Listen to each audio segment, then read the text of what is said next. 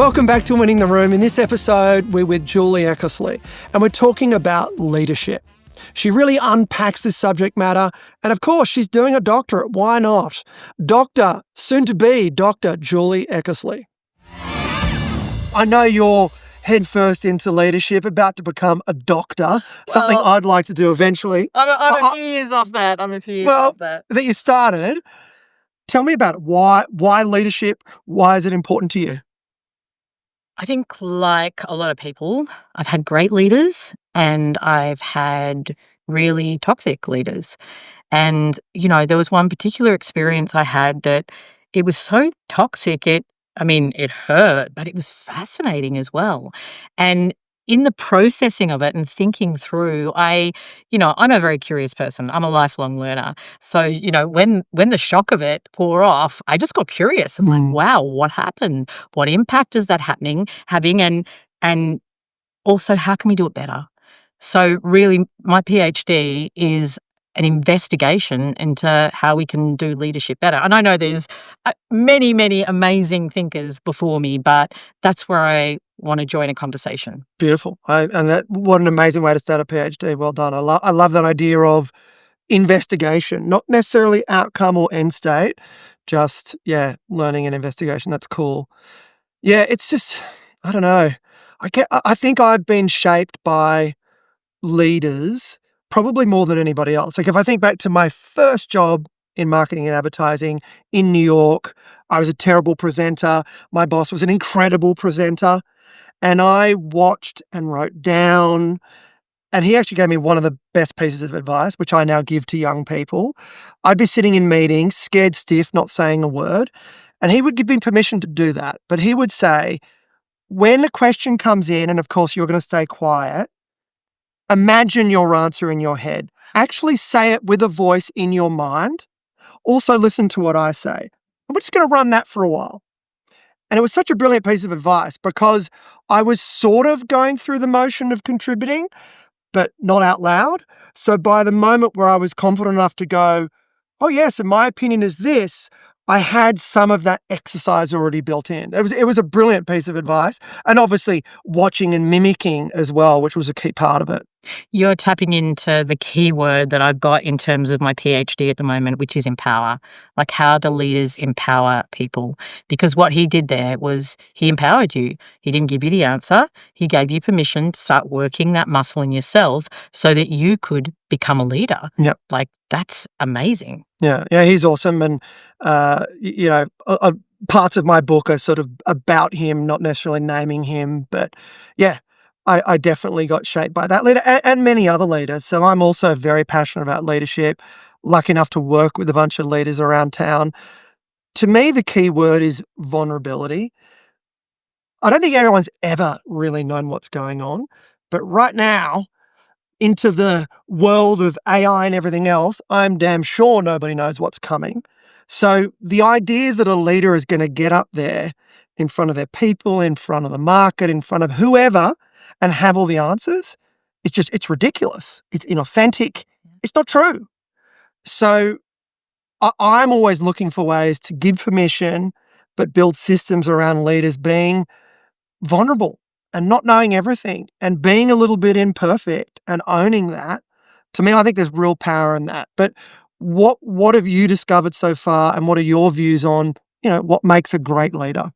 Yeah, I think we're coming out of, again, as this sort of move away from the industrial way of doing things, the command and control, into this community and connection. You're seeing amazing leaders like Simon Sinek and Brené Brown coming up, and that vulnerability conversation is very present. I think, empowerment, empathy. Jacinta Ardern's book's just come out, and she is, at the moment, she's from New Zealand. She went to Harvard, where she is teaching on empathy in leadership. Wow. Wow.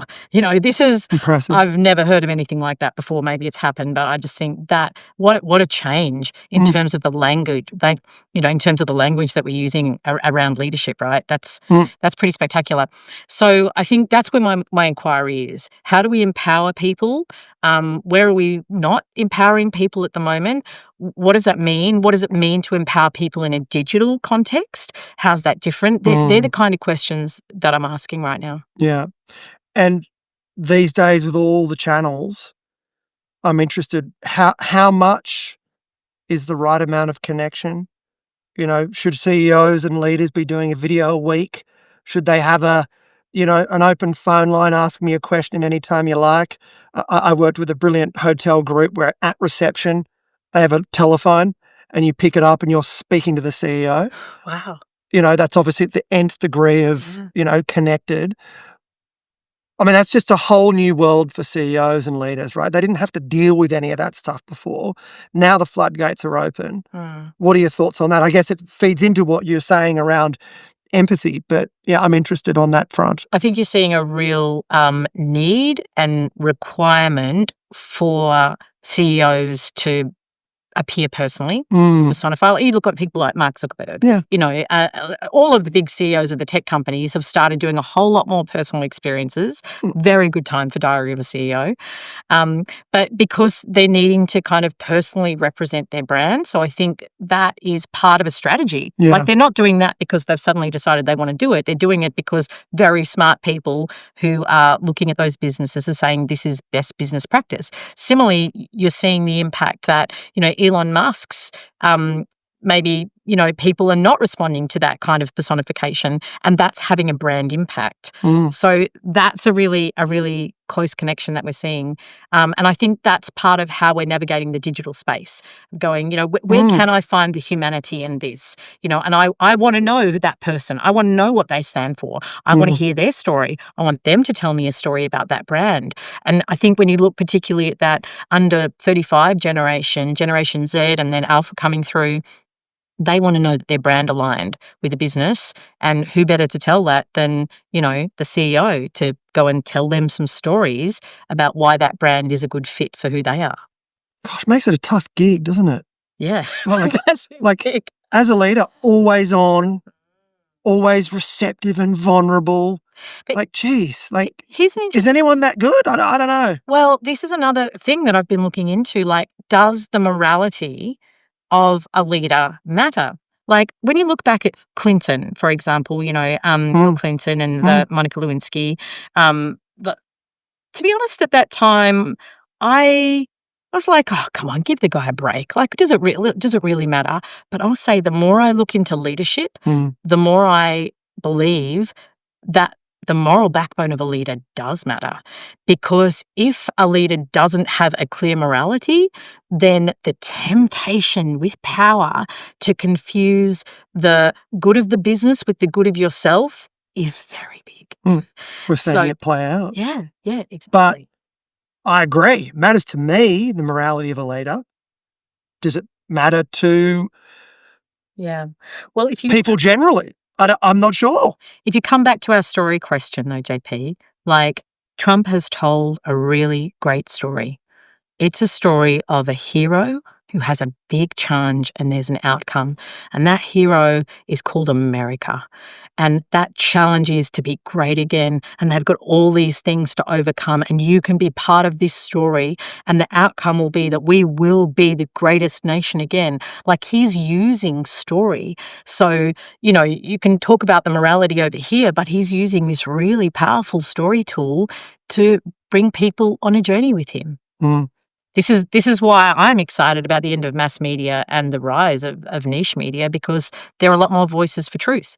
There's amazing people, Anthony Scaramouche, different people who have different points of view. It's funny you mentioned the Mooch. We've got him coming to our conference this year.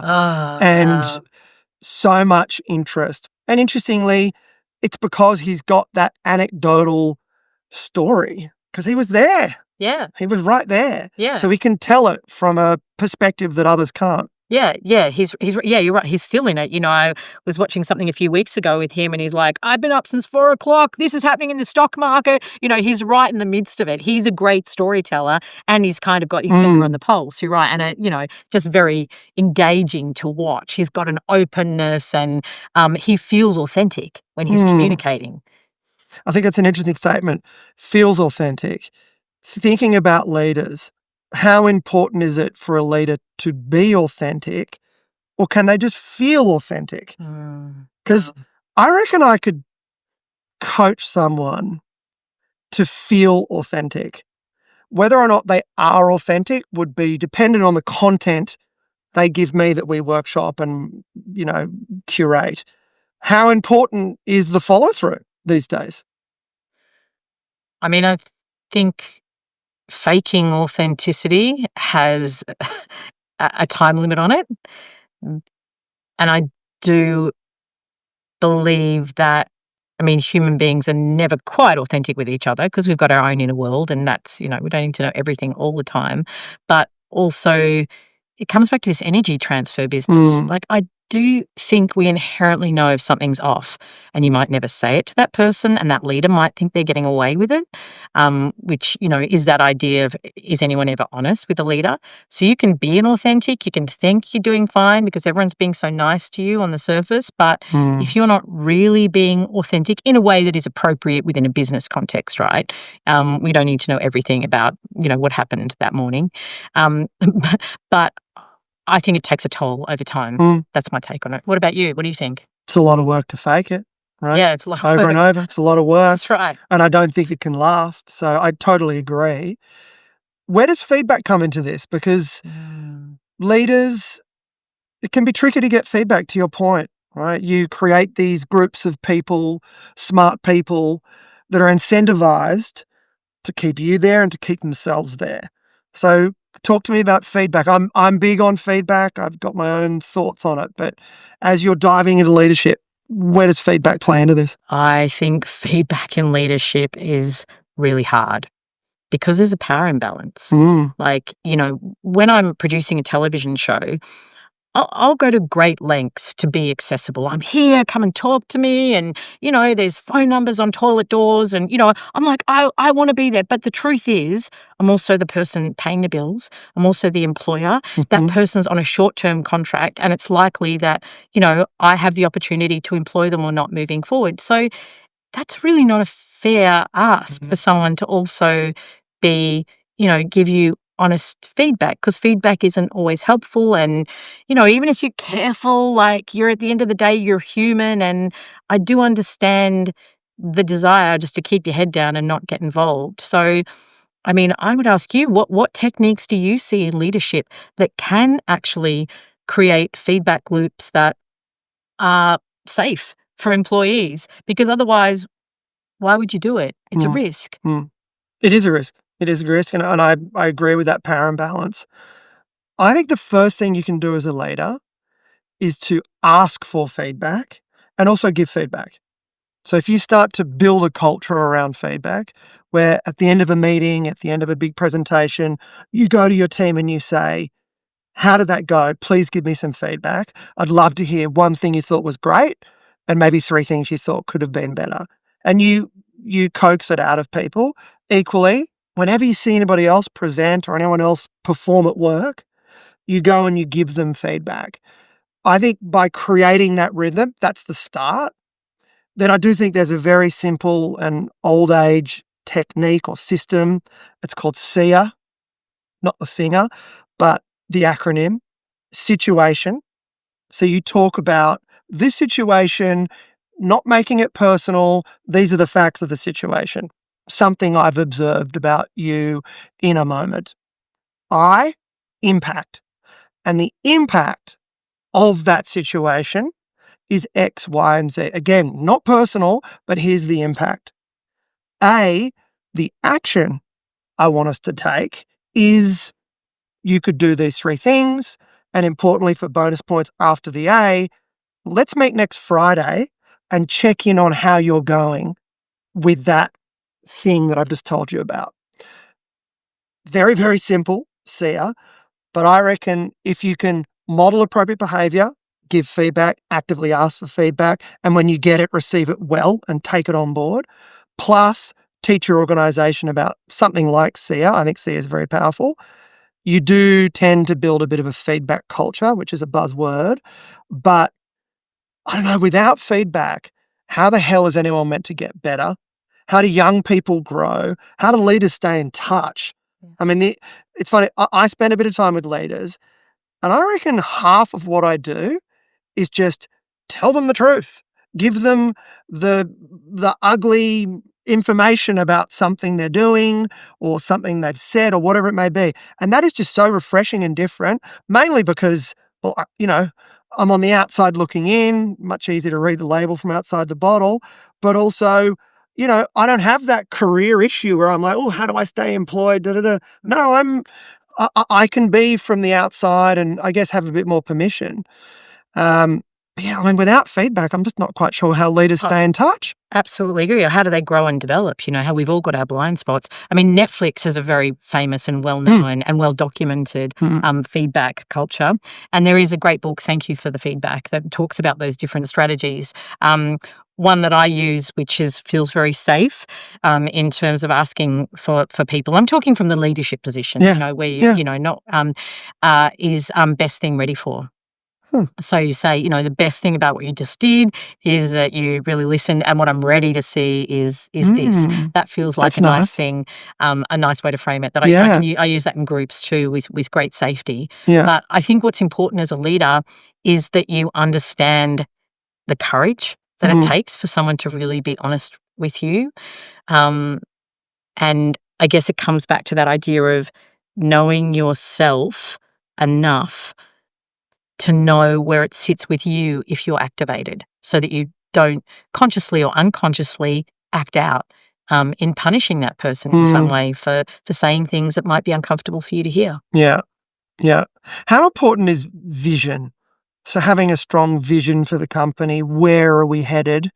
How important is that for leaders? I think vision is such a misused word. Like I am astounded time and time again at how poorly and how little vision is communicated. Like, it's such a powerful tool. And again, you look at people like, Simon Sinek, Start With Why. Like, we see if people know what the story is of what that organization's doing and why. And I'm not talking about a vision statement, but really this is why we matter. This is where we're going. Vision as the global, I think purpose as the personal, and then on that deep level, your soul alignment. They're the three levels of vision that I think you need to be aware of within an organization. Some of them are more public than others. Vision and purpose you can more publicly engage with. The soul stuff is such stuff that, but you need to know it's there. Yeah. That someone has that going on and recognize that. So soul, are you meaning sort of values, behaviors, that sort of stuff? Yeah, the way I'm exploring using soul in a leadership context is that deeply intimate conversation you have with yourself. So the stories you tell yourself, the beliefs you have about yourself, the things that you say to yourself, in the quiet, in the shower, in the bath, when you wake up at 3 o'clock in the morning, that part of you, because that's a really powerful part of you. And, we all have it, right? Definitely. What are the stories you tell yourself? At 3 o'clock in the morning? Or wherever. Whenever you need to hear something from yourself, what do you tell yourself? What I've worked on a lot over the years is listening to myself. So when I started to move into leadership about 10 years ago, I got a coach. And I now see that coach every month. That kind of self-knowledge. Yeah. And it really is, it's more listening. It's going, wow, what's going on there? What do I feel? How does that work with me? And then what do I want to change and grow in that? What do I want to challenge? What tools do I have? What tools do I not have? And that coaching, listening to myself a lot through meditation, just to me, that is ground zero importance of leadership. Yeah. That you cannot lead people further than you have led yourself. Just doesn't work, in my opinion. So, it's more listening than telling. So is the headline there, get in tune with your gut, with your instincts, and let it be part of your decision-making framework? Is that sort of what you're rounding out on there? I think. Is it about instincts or is it something deeper than that? I mean, again, these are all part of it. Yeah. It's like, what's at the core of your feeling? Like, what's your body? What's your your gut, your body? telling you if something feels uncomfortable. Like, if something feels uncomfortable, then the next level of inquiry. Am I uncomfortable because I felt embarrassed? Am I uncomfortable because I feel angry? Am I uncomfortable because I feel excited? Like, what is it that is actually going there? And if you can't know that about yourself, then I think you end up being a victim to it. You end up, again, consciously or unconsciously acting out in leadership, punishing people, making decisions that are not informed, that are ego-informed over the greater good, that are self-serving. It's basic self-awareness. Like, if you are not aware of what is triggering you at that deep level, and it's not an intellectual thing. If you think you know yourself, you're missing the point of EQ. Like, it is about really understanding and listening to yourself. Thanks for listening to this episode. It's a really important conversation that needs to happen, and you can find us anywhere where you get high-quality podcasts. If you enjoyed this conversation as much as I did, make sure you check out the next episode.